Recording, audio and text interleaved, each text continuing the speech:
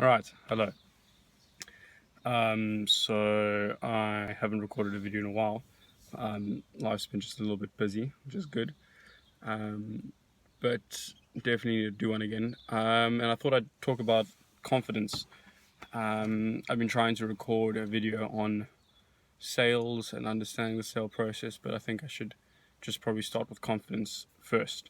Had a little interesting chat to a couple of friends this last week or two, like a little over the week, and it's just been like popped up 3 or 4 times that I'm a pretty confident guy, and I've just always been super overconfident, like to the point cocky, like blatantly cocky, and for a long time, it was always from a place of insecurity of um, I need to pontificate my ability so that I appear better than the rest because I'm not really sure what's going on, but if I act like it, like fake it till you make it was kind of the vibe. It's quite embarrassing, being so insecure and worried about things that you need to like puff your chest out and walk like extra froofy to make yourself look cool. I mean it was always coming from a place of insecurity, but now the reverse side of it is now I'm actually generally quite confident, like in general now. Like I'm probably the most confident I've ever been without without needing to like be overly out there, be overly like this is, I'm so cool, look at me, all that kind of thing. Now I'm just genuinely just like, yo, like I get it. I know what's going on. I'm quite happy, like what people are gonna say isn't really gonna bother me. Probably much more healthy, and it comes from for the first time I realized that you've got to know what's going on. Like you've got to know yourself and know what you're doing, and then you're fairly confident. Like before, it was like I wasn't really sure. I mean, and you're growing up, like I'm like what 17, 16, 17. Of course, like I'm confused. I don't know what I want. I don't know where I'm going. So of course, like there's that doubt that just like is inside, and that's the doubt that leads to insecurity. Is like, oh, what is the point? Maybe that person who said that mean comment about me is right because I don't know whether it's true or not.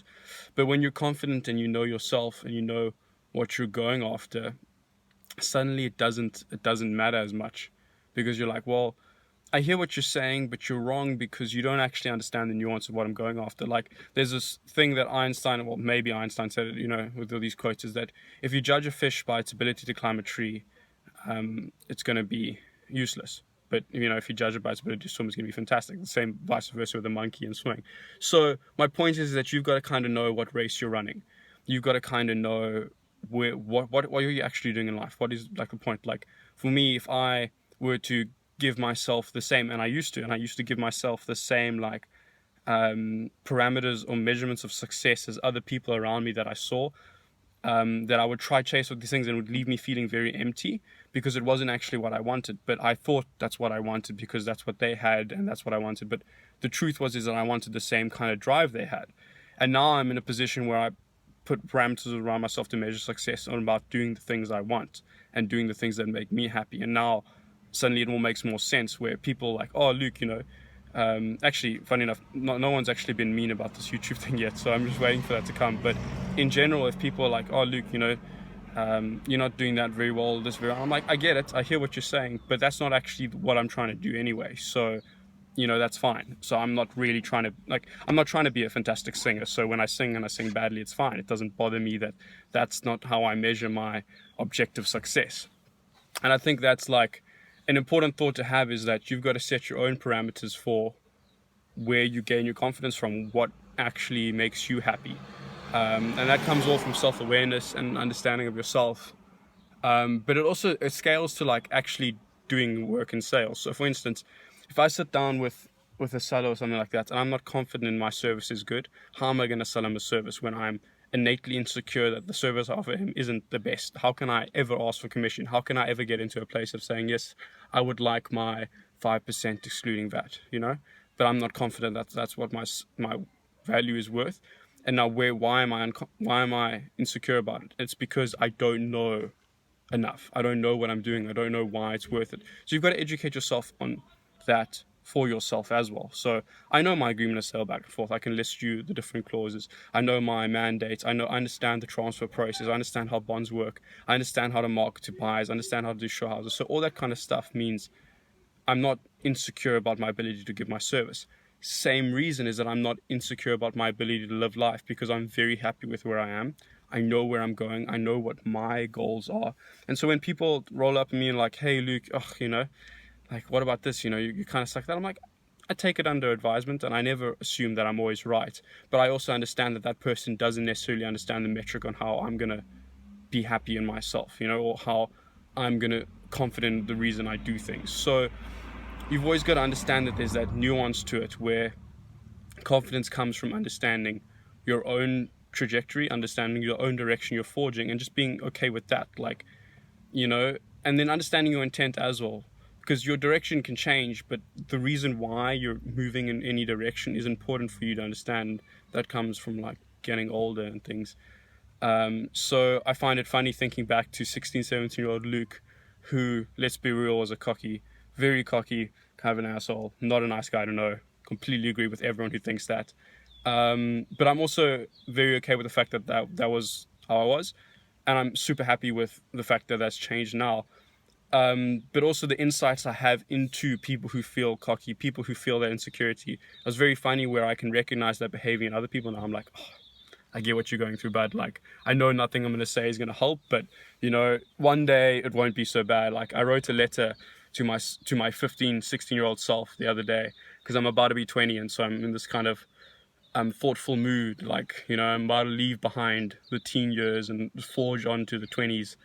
So I'm in this kind of thoughtful space, and I was just writing to myself and be like, bud, you're wrong about a lot of things in life, okay? And I know that you can't hear that, and I know you will never listen because you're too stubborn. But at the end of the day, eventually you will hear it. And when you do, I know you will have been humble enough to hear it. So that's the kind of thing now. What I'm going through is just an increase in humility, an increase in confidence, understanding that being wrong isn't the worst thing in the world. Being wrong teaches you how to be right the next time. And that's why I'm okay with being wrong more often than not now, where before I was wrong because when I was wrong it was like a black mark. Now when I'm wrong, it's like a stepping stone. It's like, okay, cool. That's data that I put into my journal, my data cumulative thing, my life, that I then build on. It's no longer a black mark. It's no longer a loss. It's a gain of information. It's an increase in my knowledge. I'm now better for it.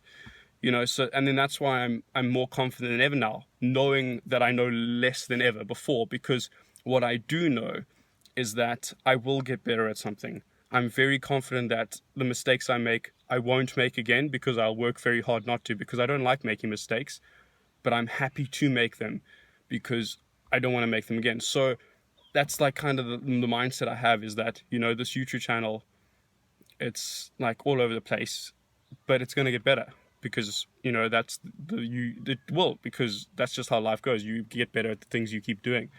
Same thing about real estate. Like, I'm confident I'm going to become a better estate agent because I'm going to be able to see the mistakes I keep making, and I'll constantly work to make them better. So I'm confident in those areas where people will insult me or say, oh, you don't do this right, you don't do that right. I'm like, I agree, but these are the things I do right, and I'm very happy with the arguments I have in my head for the reasons I do things. And I'm open to being wrong, but I think you've got to be happy with that. You've got to be happy with what you do know and comfortable with what you don't know.